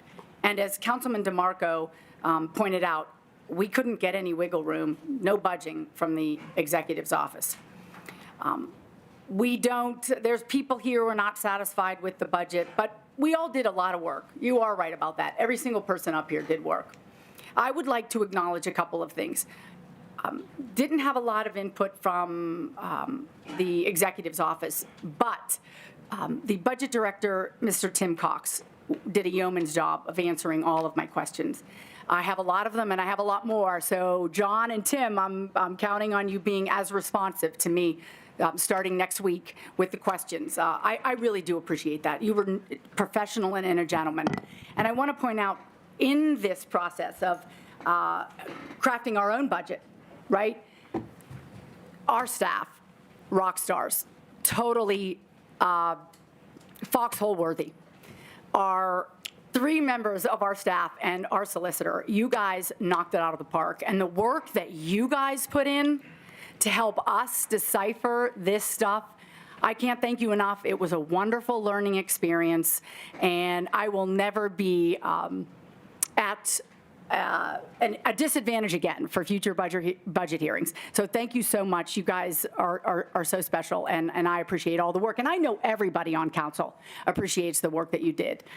Other than that, clearly, I am going to be a no vote, and I have my own frustration levels, but I wanted to acknowledge some of the good that happened, and we'll be better prepared next year. You won't catch us flat-footed. Thank you very much. Councilmember Futolis. Well, you're right. We are all pretty frustrated. That's for sure. In October, we were told the 2.2, as we all know, and it was dead on arrival. And I mentioned several times that it's going to take 10 votes. So there was a 2.2, there was the 1 mil, there was 1.35. I mean, it just kept changing. And I considered myself one of the middle-of-the-road guys, that whatever it takes to fund this county without going too far into the future was my goal. How can you say no to senior citizens that need us? How can you say no to children? It's difficult. It's not an easy choice when you have to raise taxes and you have to deal with the people that pay them and the people that receive the benefits. I've been here 17 years, and this is the most difficult thing I think I've ever done. Because you have to have compassion for people. And I'm sorry, my emotions are running wild right now, but when you think about all the people that depend on us, you have to feel good about helping them. But you have to feel bad for the people that have to pay that don't need the help. So it's such a difficult thing, and I'm speaking for myself, not other members here, that everybody has their reasons for voting or not voting. But I just could not see myself allowing this county to tell people that you lost your job. I couldn't allow myself to tell people you can't send your kid to daycare. That's the part that was different for me. And you have to have compassion to be a council person, and I think I fulfilled that in my life. So, bottom line is, I will support this. I've never had this kind of emotion before. Really, it's really sad, but you know, I'm not happy with the 1.7, but I know we have to do something for the future, and this isn't going to end tonight. We're going to ask for state audits of all the departments across this county to see if we can find money that may be not needed. And that's something we didn't have that time to do. But we have to move forward with this county because we can't let it fall into the ground. So starting in this January, I think we're going to definitely do some auditing and continue this work with this budget, because we can't just do it from October to December. It doesn't happen. And I think that this council needs to be more proactive on a monthly basis as what's going on. So I believe that an audit is in order for us to move forward, but tonight we have to do what we have to do. I'm not happy about it, but I will. Thank you. Thank you. Council member? Thank you, Mr. President, and thank you very much, Councilman Futulis. Just to echo a little bit of what Councilman Futulis said, you know, it's a lot of people thanked us during their comments, but we are just, you know, assuming we get them 10 votes. It is the people of Allegheny County that are funding all of these programs. And I think that one of the really difficult things for people as we've gone through this budget process is that it's not always really tangible on what you're getting for your tax dollars. That's the really difficult thing for people when they see a tax increase. And you know, a lot of these things we take for granted. We take for granted getting to go to South Park and North Park and, you know, experience these wonderful things that not everyone has the access to. You know, we take for granted that our county roads are going to be appropriately maintained whenever it's snowing out and we need to get to work. We take for granted that, you know, if we are unfortunate enough to be charged with a crime and we don't have the money to pay for a lawyer, that the public defender's office will be there to help us, that the DA's office will appropriately try that crime, and that the courts will function as they should. And I think that's the thing that is really tough throughout this entire process. I personally have had to raise taxes twice as a Bethel Park school director. All 9 members voted 9-0 for those increases. And the reason being is that it's really easy for the members of Bethel Park to know, hey, I'm sending my kid to Bethel Park School. They're going to get a fantastic education. They interact with their teachers all the time, and that's tangible to them. And I think it's really important that, and I hope that all of you being here and talking about these incredible programs that, you know, have moved Councilman Futulis to tears and myself almost to tears earlier, that people understand how much their tax dollars are actually doing, because it is really profound. I want to talk a little bit about the nitty-gritty of the budget too. You know, Councilwoman Filiaggi said that this is kind of the first year that we've really done a deep dive. And this is my first year on council, so I can't really speak to previous years. And she spoke to the fact that previous budgets were balanced. But I want to push back on that just a little bit, because they really weren't, right? This year, we're looking at an $80 million deficit. We have pulled money from COVID funds. We have pulled money from the general fund. And sure, you could say any budget is ultimately balanced at the end of the day as long as you have the money to pay for it. But we were paying for permanent programs that were reoccurring year after year after year with funds we knew to be temporary. We also knew that that general fund was not going to last forever. If we don't raise taxes this year, we're looking at roughly $130 million deficit for the county. That's not going to be a balanced budget, right? So I think it's important to understand that there are decisions that were made previously that got us to this point.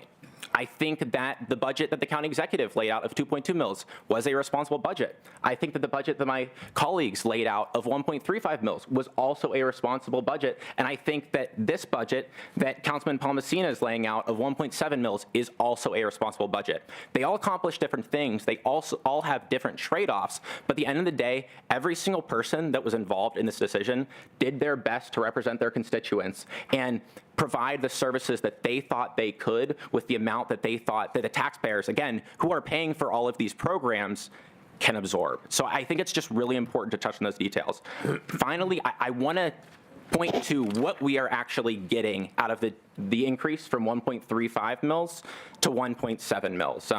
I introduced my own 1.66 mil budget about a week ago, and a lot of this parallels what we see in this 1.7 mil budget. I'm fully in favor of this 1.7 mil budget that Councilman Palmasina has laid forth, and I appreciate the work that he did, both to, put this budget forth, do the work necessary to balance this budget, but also speak with other council members and get them on board. So not only are we fully funding DHS and taking advantage of every single dollar that we can in state match, money that reminding people that if we don't take advantage of it, the taxpayers don't get it back, right? It's just gonna go elsewhere. The residents of Allegheny County won't get it.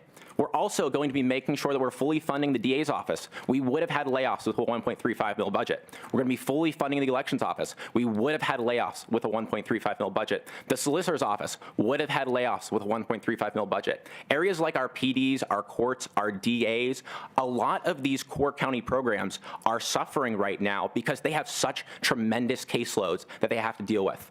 This budget, this 1.7 mil budget, accomplishes getting them to a more sustainable position, making sure that our county 911 dispatch is getting to us in a timely manner. All of these programs, I just want anyone listening to really think about just what they're getting out of their county government, and that really, those tangible things is why I'm going to be voting in favor of this budget. Thank you, and apologize for taking so long. Councilmember Hallam? So first of all, I am very much in favor of this proposed amendment, but I did write down some words just so I don't say anything that gets me in trouble. So an unavoidable reality of government is that taxes are critical for the provision of the services on which we all collectively rely.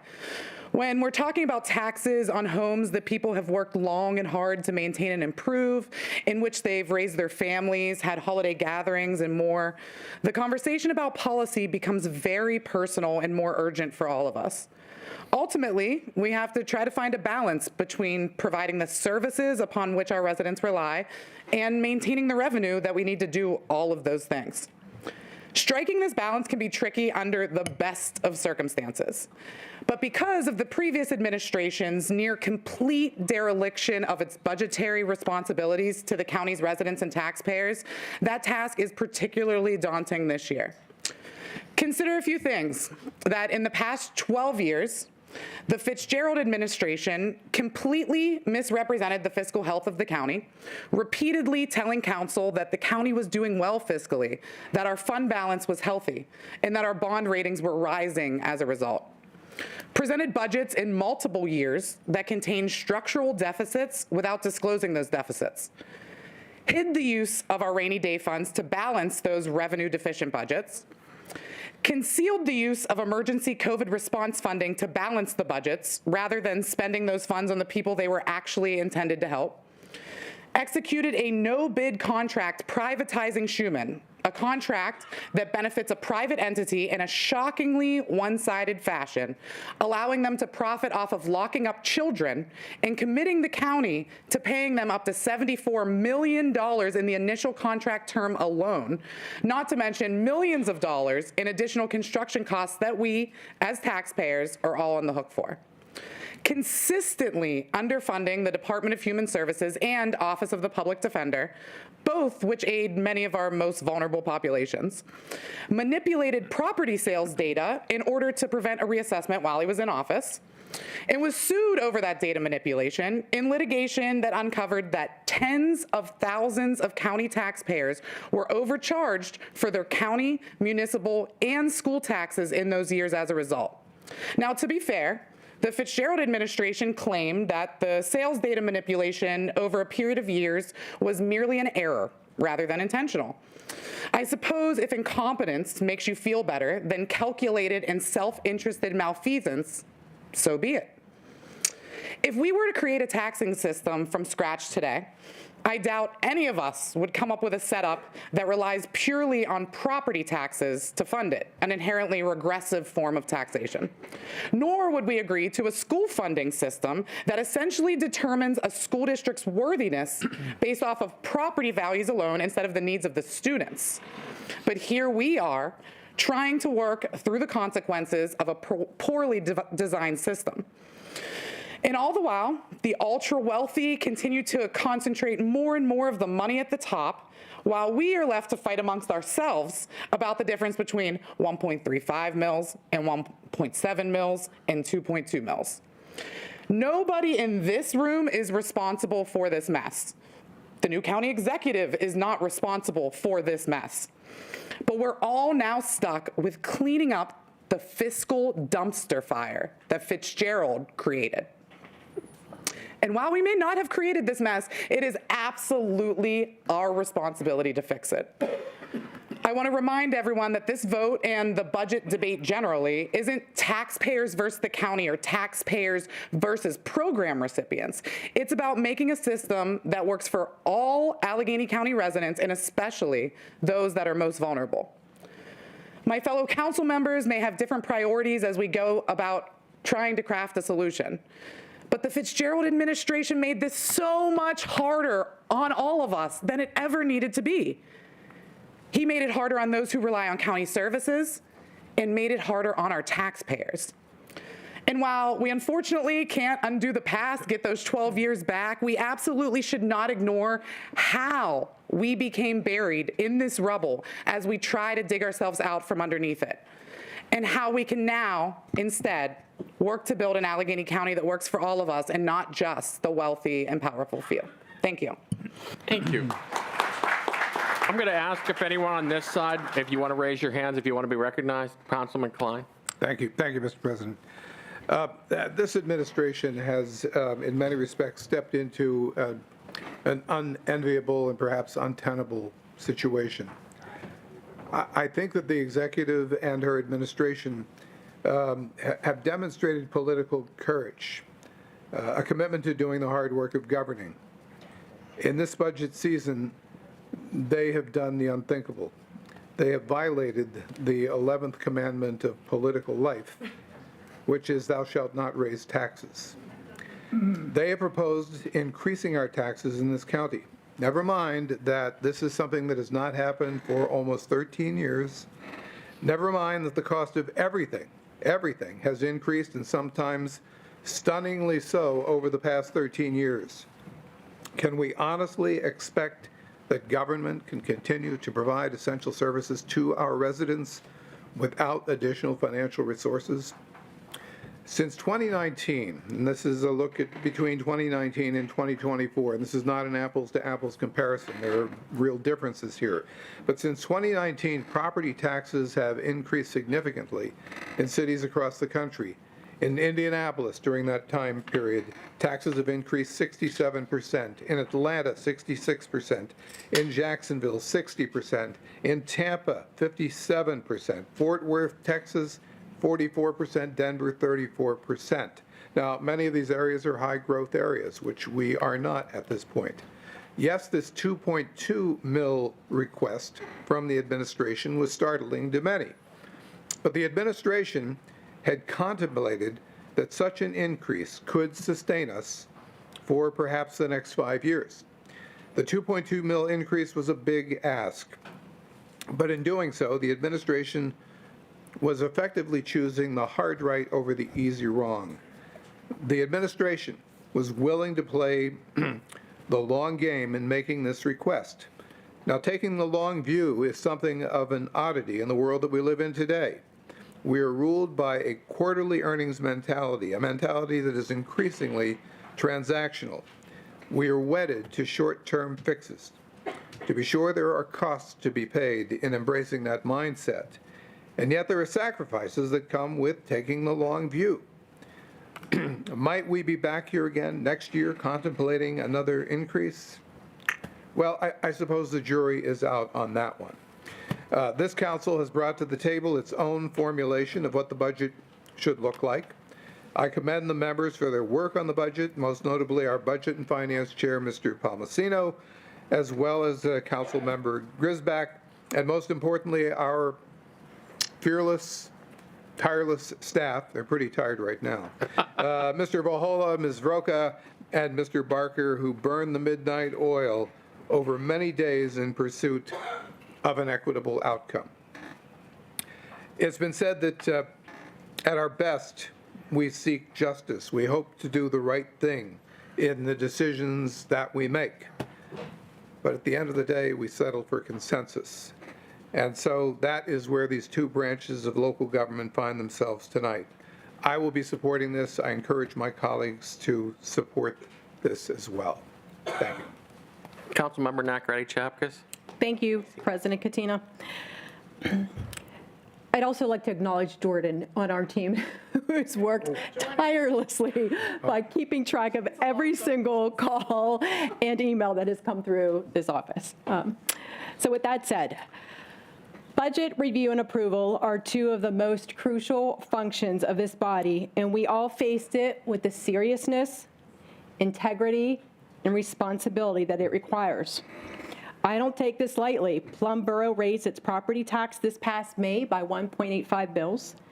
North Braddock is raising their millage by 1.5 mils in the coming year. And Monroeville Council is sitting there right now meeting to discuss their millage increase. So I do worry about the cumulative impact.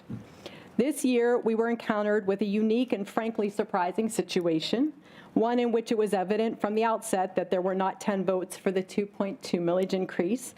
And let me tell you, we heard loud and clear from residents, both opposed and in favor. We chose to roll up our sleeves to work collectively on a solution. And thank you to Chairman Palmasino, and as you've heard from others, thank you to our council staff who worked tremendously, tirelessly to get us to where we are today. Our goal was to craft a budget that, one, ensures no county layoffs, and two, meets the needs of residents of this county who rely on the myriad of services provided by our county departments. You've all seen them highlighted over the last several weeks, such as addressing public safety and violence prevention, advancing economic development, ensuring family and after-school programming, public spaces, food security, mental health, and chronic disease programs are available to all of us. We recognize that these services are all interrelated, and they all support a thriving community. When one of them isn't operational, then the whole system fails. Our goal was to address the immediate budget crisis, and again, I don't use that term lightly, to pass a budget that focuses on the future. However, we must ask, what is the long-term strategy for this county? What consolidation and collaboration is further needed? How do we build revenue? We simply could not figure that out in 6 weeks. Our next budget process should frankly begin on January 2nd because it will take a year of working together to develop a long-term solution. I will cast my vote and keep this budget intact. Thank you. Councilmember Palmieri, Vice President Palmieri. Thank you, Mr. President. Ladies and gentlemen, I don't have a whole lot of numbers here, but I got a few things I'd like to stress. Years ago, when I first came down here, people from all over the country came here to see how we worked DHS. What did Allegheny County do that was so good that the rest of the country had to come to find out? You know, social services are vital. We all know that. But boy, when you need them, all of a sudden, wow. You wake up one morning and things aren't right at home. Someone's lost their job. People are moving. And all of a sudden you find out, I can't make ends meet. I have children. I have elderly parents. What do we do? What do we do? I'll tell you what we do. We go to DHS. We go to those people who serve the people of Allegheny County, and we ask them for help. That's what this is all about. It's about helping people, helping kids. What better investment can we make in our whole scheme of things than to help the kids, the future, the very future of Allegheny County rests with those kids. Think about that. Just think about what we're doing here. I also want to make a comment about negotiations. There's a saying about negotiations. When both sides walk away not happy, it was a damn good negotiation. They're not happy, we're not happy, but we got something done. That's key. That's what we've been doing here for weeks, for months, trying to get things done. You know, the reason why 1.1 million people stayed here is because Allegheny County is a good place to live. We lost population, not because of mismanagement. We lost population because the steel mills left. That's when this county started to slide. Do you realize how hard it's been since the 70s and 80s to keep this county going? We had to change everything. We had to go into hospitals, hospital care, nursing, all those different professions that we never emphasized before, but now we're well known. We have people from all over the United States and the world come here for medical treatment. That's what Allegheny County should be known for. That's what we should be thinking about. That's what we should be proud about. Not running it into the ground, but let's build it up. Let's be positive in the future, ladies and gentlemen. I sure as hell am. And I support this 1.7. I wish it could have been more. But you know what? When I was on the school board, trying to get 5 votes was a pain in the ass. You try to get 10. Good luck. Well, I think we succeeded with that, ladies and gentlemen. Thank you very much, Mr. President. Thank you. Councilmember Paul Messina, anything? Yeah, I'll be brief, because I usually don't talk too much, but I wasn't expecting all this emotion, but it's sure been a process. I want to thank a couple folks before I start and say a few things. I want to thank Suzanne and Sam, my Republican friends. I met with them, I worked with them. I really tried to come up with a number that I thought could help. And I say help everybody. You know, I'm not the most articulate person. What I am is I'm a worker. I'm the last of 7 kids. My mom raised me, and my father died when I was 5. And mute him. She taught us family, and she taught us hard work. And some of these programs that we talked about, I benefited from them. One was a CEDAR program that was for underprivileged children, and my brothers and I all worked there. My sisters worked there. So that's where I learned to get up and go to work. I hear Nick's emotion, and I feel you. I understand what it's like. This has been extremely hard. I want to thank Sarah Ann Morado and her staff, because this was dumped in her lap. Like Ms. Hallam said, I don't agree with you too much, but tonight I will. The ground's shaking. It is shaking. Last week you told me we weren't friends. I guess we're friends tonight, because I am in support of this. I have called all my colleagues around the clock, early morning, late night, tried to rally the troops. I thought 2.2 was too high. It was putting too much burden, I thought, on the backs of all the taxpayers. 1.35, I tried to work. I couldn't get 10. I thought, do what we usually do. Find some middle ground where nobody gets hurt. I talked to the elected officials. I talked to the unions. I talked to the people on the street. And I thought to myself, let's get to a number where we can get this budget where it needs to be, so there is no layoffs and no one's getting hurt. And I think that's where we're at. I also want to thank our staff, Ken, Jared, Jordan in the back who don't say too much, and especially Sarah. I have called her around the clock, and I'm not very good at this kind of stuff, but she helped me walk through all this, and Sarah, I can't thank you enough. The other person I want to thank is Director Cox, because he came from the previous administration, and he was put in a bad situation. And Tim, I told you this, you've done a yeoman's job. You've done a great job. And I'll finish with this. We have tough roads ahead of us.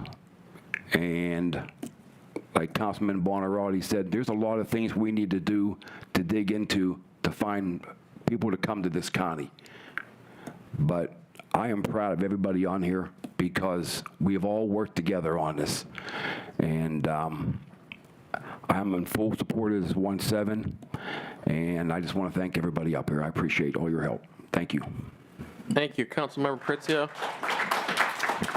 I think everyone's basically said what I wanted to say, but I am also in support of the 1.7. I was originally for the 2.2 that Sarah proposed because I think it was really important. I listened to all the emails that I got from my constituents, from my elected officials, and even the folks that were struggling said and lived from paycheck to paycheck because they relied on the services like out-of-school care. And I really think it's important that this is an investment in the future of the economic viability of Allegheny County. And I think with the state of our federal government nowadays, it is not time to be short-sighted and advocate for an austerity budget. So I'm happy to see the 1.7. We need to continue to strive for an Allegheny for all. Thank you. Councilmember Walton. I've heard a lot of campaign speeches tonight, and a significant amount of it was disingenuous, not honorable. But people have to do what they have to do. 2.2 was unacceptable. 1.35 was unacceptable. Find middle ground. There are some significant challenges that we have in front of us. They've been there. And what I find most frustrating is that one of my peers sat here and talked about how an unfair burden was placed on the new administration. The past administration used resources that were available to delay reassessment, to delay tax increases. None of us would have done anything else. It is patently false. And for us to sit here and say something else is bullshit.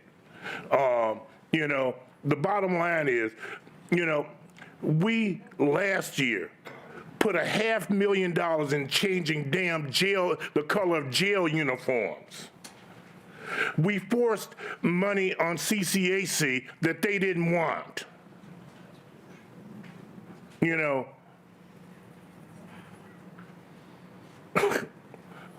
At any rate, we have some challenges in front of us.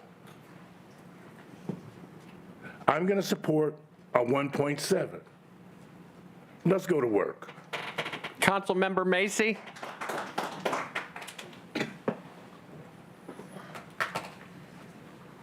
Councilmember Macy, are you there? He's cruising. Yes, I am. Okay, go ahead. I just wanted to thank all my colleagues for their exquisite comments and their background information. Some I agree with, a lot I don't agree with, but I'm here to help the people. 17% of my people in the Mon Valley are senior citizens. Over the last 20, 30 years, the Mon Valley hasn't got what I would call any economic progress.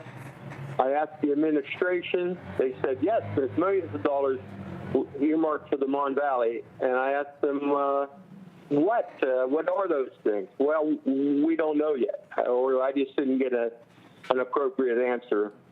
So go on with the vote. I'll get my chance to vote, and good luck. Thank you. I would just like to say that I'd like to thank Chairman Palmasina. Obviously, this has been the most difficult budget probably since County Council was created. And what he had to try to do was thread 10 simultaneous needles, I mean, to get 10 votes to cobble this together to get something to pass. Obviously, the staff, our staff, Ken, Jared, Jordan, and of course, Sarah, who was working on her Thanksgiving, putting things together and getting calls from members. I can't thank our staff enough. They've done extraordinary things. We're not a body of 6,000 employees. We're a staff of 4. And what they put together and what they've done for us was truly incredible. And they deserve everything in the world that's truly, I mean, I can't thank them enough for everything that they've done for us. As for me, I certainly understand the needs of the residents of Allegheny County and those receiving county services. The public has been very clear, very vocal, very reminding us of what was needed. But I also understand the needs of the property owners in my district and throughout Allegheny County. Of course, striking a balance, that's where the problem lies. I mean, these are legitimate concerns on both sides of the equation. No matter what happens, though, tonight with this vote, one thing that I, as president, I refuse to say that the sky is going to fall because my colleagues and I, or whatever the vote may be, might be different. It's not going to happen. We're one body. We might disagree at times, but we want to move the county forwards, obviously, as a whole. We all want what's best for Allegheny County. So no matter what happens tonight, I will continue to fight for the residents of my district, District 4. And I believe at this point in time, we've had the roll and the second, so we'll do the roll call vote on Palmasina 1. On the motion to adopt Amendment Palmasina 1 to Bill 13264-24, Mr. Beckowski. Yes. Mr. Bonarati. No. Mr. DeMarco. No. Ms. Filiaggi. No. Mr. Fatulis. Yes. Mr. Grisbeck. Yes. Ms. Hallam. Yes. Mr. Klein. Yes. Mr. Macy. No. Ms. Nacarati-Chapkus. Yes. Mr. Palmieri. Yes. Mr. Palmasina. Yes. Ms. Pritzio. Mr. Walton. Yes. President Katina. No. Ayes 10, noes 5. The amendment passes. Mr. Palmasina, you may now move forward if the bill is amended.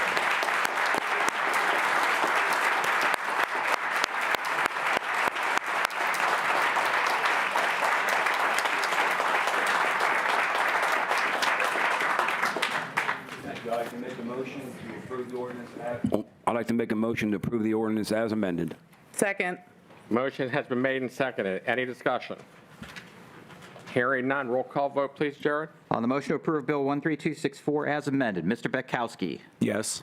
Mr. Bonarati. No. Mr. DeMarco. No. Ms. Filiaggi. No. Mr. Fatulis. Yes. Mr. Grisbeck. Yes. Ms. Hallam. Yes. Mr. Klein. Yes. Mr. Macy. No. Ms. Nacarati-Chapkus. Yes. Mr. Palmieri. Yes. Mr. Palmasina. Yes. Ms. Pritzio. Yes. Mr. Walton. Yes. President Katina. No. Ayes 10, noes 5. The bill passes. 13266-24. I apologize, 13265-24? Yes, sorry.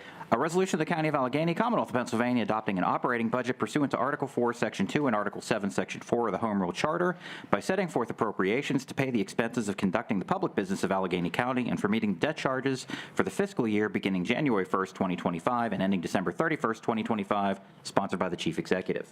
Councilman Palmasina? Yeah, I'd like to make a motion to approve the please. Second.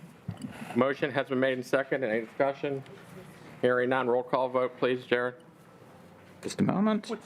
Waiving the 48-hour rule on the On the motion to waive the 48-hour rule for Amendment Paul Messina 1 to Bill 13265, Mr. Betkowski. Yes. Mr. Bonarotti. Yes. Mr. DeMarco. Yes. Ms. Filiaggi. Yes. Mr. Fatulis. Yes. Mr. Grisbeck. Yes. Ms. Hallam. Yes. Mr. Klein. Yes. Mr. Macy. Yes. Ms. Nacarati Chapkus. Yes. Mr. Palmieri. Yes. Mr. Paul Messina. Yes. Ms. Pritzio. Yes. Mr. Walton. No. President Katina. Yes. Ayes 14, noes 1. The motion to waive the rule passes. Councilman Paul Messina? Yeah, I'd like to make a motion to adopt Amendment Paul Messina 1 and ask for a second. Second.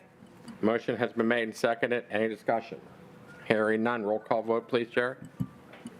On the motion to adopt Amendment Paul Messina 1 to Bill 13265, Mr. Betkowski. Yes. Mr. Bonarotti. No. Mr. DeMarco. No. Ms. Filiaggi. Mr. Fatulis. I kind of missed the question. This is the motion to adopt Amendment Paul Messina 1 to the operating budget resolution. Yes. Mr. Grisbeck. Yes. Ms. Hallam. Yes. Mr. Klein. Yes. Mr. Macy. Yes. Ms. Nacarati Chapkus. Yes. Mr. Palmieri. Yes. Mr. Paul Messina. Yes. Ms. Pritzio. Yes.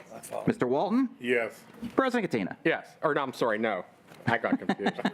Ayes 11, noes 4. The amendment passes. I know, I see it. Okay, next one. Yeah, I missed it. This is the amended one, correct? Okay. So the roll call vote on it as amended?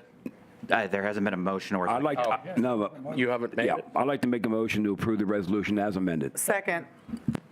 Any discussion? Hearing none. Roll call on that one. On the motion to approve Bill 13265-24 as amended, Mr. Betkowski. Yes. Mr. Bonarotti. No. Mr. DeMarco. No. Ms. Filiaggi. No. Mr. Fatulis. Yes. Mr. Grisbeck. Yes. Ms. Hallam. Yes. Mr. Klein. Yes. Mr. Macy. No. I apologize, that's a no, Mr. Macy? That was a no. Thank you. Ms. Nacarati Chapkus. Yes. Mr. Palmieri. Yes. Mr. Paul Messina. Yes. Ms. Pritzio. Yes. Mr. Walton. Yes. President Katina. No. Ayes 10, noes 5. The bill passes. Okay. 13266-24. A resolution of the County of Allegheny, Commonwealth of Pennsylvania, adopting a capital budget pursuant to Article 4, Section 2 and Article 7, Section 4 of the Home Rule Charter by setting forth appropriations to pay the expenses for capital expenditures during the fiscal year beginning January 1st, 2025 and ending December 31st, 2025, sponsored by the Chief Executive.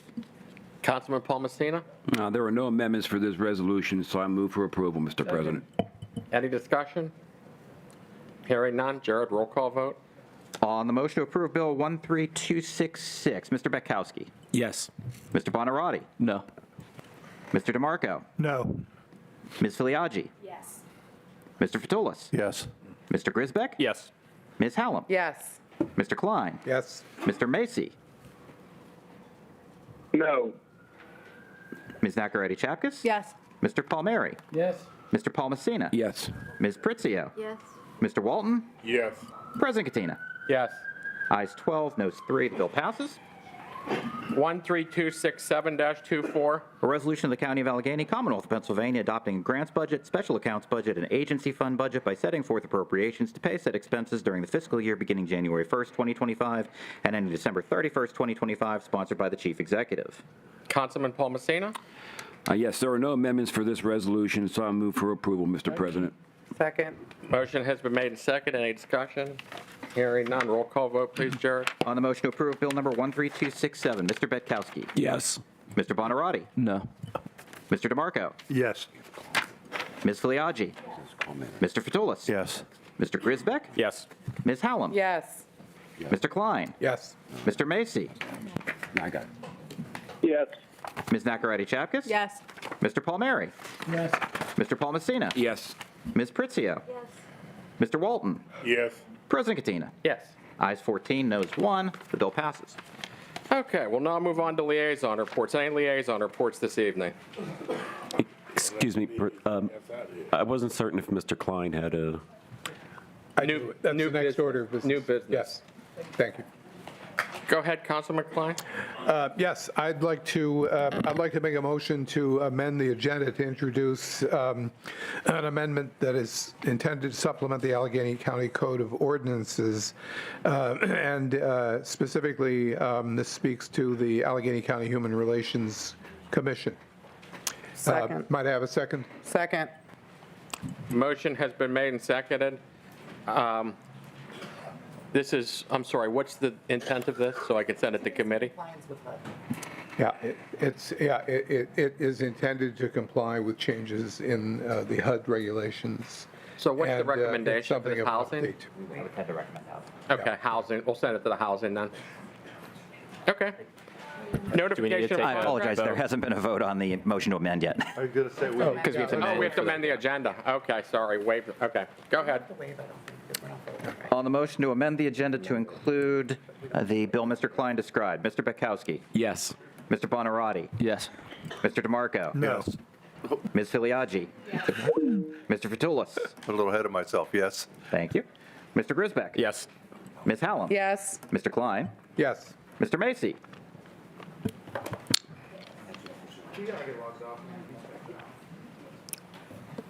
Ms. Zachariah Chapkus? Yes. Mr. Palmieri? Yes. Mr. Paul Messina? Yes. Ms. Pritzio? Yes. Mr. Walton? Yes. President Katina? Yes. Ayes 13, noes 1. Would you like me to read the title before referral? This is an ordinance of the County of Allegheny, Commonwealth of Pennsylvania, amending and supplementing the Allegheny County Code of Ordinances, Chapter 215, entitled Boards, Commissions, and Committees, Article 5, entitled Human Relations Commission, in order to bolster the ability of the Allegheny County Human Relations Commission and assuring all persons enjoy the full benefits of citizenship and are afforded equal opportunities for employment, housing, and use of public accommodation. This bill has no number yet, but it is sponsored by the Chief Executive. Housing. Thank you. Housing, yes. Any public on general items?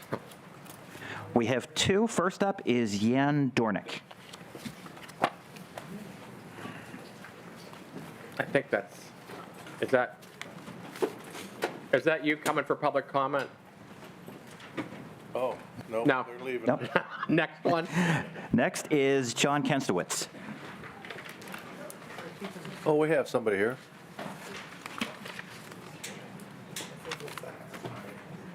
I'm lost on the non-agenda stuff. John Kenstowitz. Why is our correctional officer's life expectancy at such a young age of 61? Most research on the most stressful jobs in the country finds the job of a county jail correctional officer as one of the most stressful.